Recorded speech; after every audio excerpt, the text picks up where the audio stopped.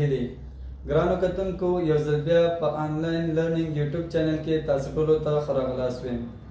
په دې هیله چې د رمضان میاشتې روانې روژې به مو په خیر سره یو ځل بیا د انګلیسي ژبې د 26 په اوازونو او ساکنوالي کې زموږ موضوع دی.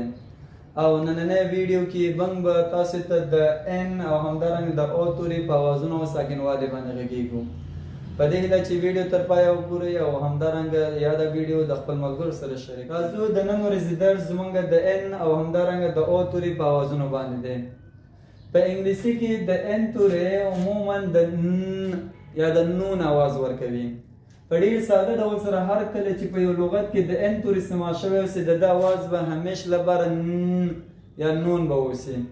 د مثال په ډول سره یا د لغتو کې که تاسو توجه وکړئ د ان توري आवाज ن ورکوي لکه نون نون مین مین همدارنګه نایټ نایټ.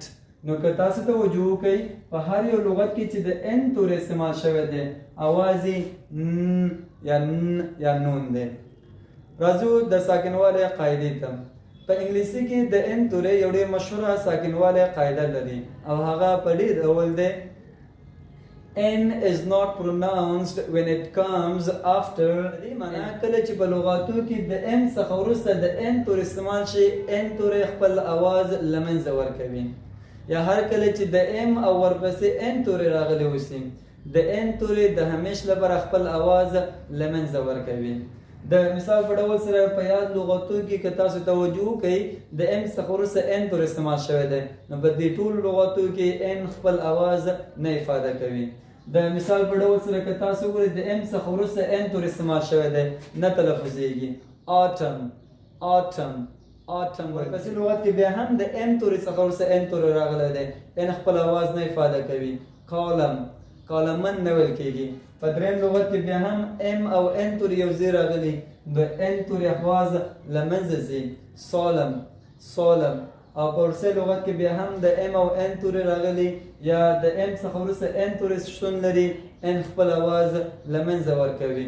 condemn condemn condemn نه ویل کېږي.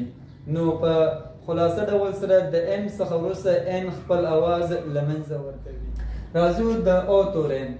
په انګلیسي کې او توري لکه څنګه چې ډیر واضح دی د واویلو توري څخه دی او نو که چیرته د واویلو سي نو د مختلف ډول اوازونه ورکوي.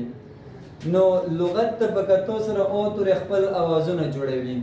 کېدای شي د او توري ا आवाज ورکي او आवाज ورکي یا و आवाज ورکي. نو لغت ته په کتو سره د او مختلف ډول اوازونه ایجادوي په لغتو کې. راځو لاندې لغت ته که تاسو توجه وکړئ دلته د او توري आवाज ا دی. onion اونین نه ویل کېږي onion onion. ورپسې لغت کې د او आवाज او دی لکه old old. او په درېیم لغت کې د او आवाज او دی یا اوږد او आवाज ورته ویو. boot boot. په عین شکل سره دلته هم د ا आवाज دی. blood blood نه ویل کېږي blood. ورپسې لغت کې او आवाज دی. orange orange. او په وروستۍ لغت کې بیا هم د او आवाज دی. food food food. نو په انګلیسي کې د او توري درې ډول اوازونه ورکوي. ا او او اوازونه ورکوي. دا زمونږ د نن ورځې لنډه ویډیو د ان او همدارنګه د او توري په اوازونو او ساکنوالی باندې. په دې هیله چې ویډیو به مو تر پایه کتلی اوسي او تر راتلونکې ویډیو پورې له موږ سره اوسئ. تر بیا د الله په امان.